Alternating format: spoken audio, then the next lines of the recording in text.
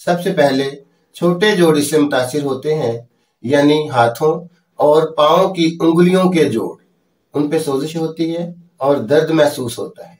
اگر بر وقت مناسب علاج اور پرہیز نہ ہو تو یہ مرض آہستہ آہستہ بڑھتا رہتا ہے اور پھر بڑے جوڑ بھی اس سے متاثر ہوتے ہیں۔ گھٹنوں میں یہ درد بڑی شدت سے محسوس ہوا کرتا ہے۔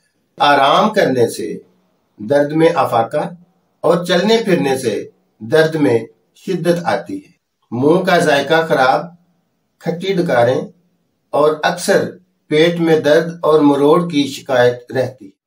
یہ یاد رکھیں کہ کوئی بھی دوا مفرد ہو یا مرکب، یعنی ایک یا ایک سے زیادہ اجزاء پر مشتمل ہو، وہ اپنا کوئی ایک مخصوص مزاج رکھتی ہے۔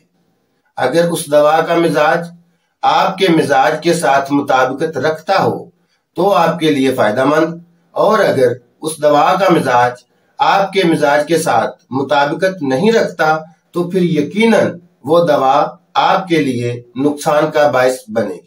میں اسی لیے اپنی ہر ویڈیو میں مریض کا مزاج اور دوا کا مزاج تفصیل کے ساتھ بیان کیا کرتا ہوں، تاکہ کسی بھی جگہ غلطی کا کوئی احتمال نہ رہے۔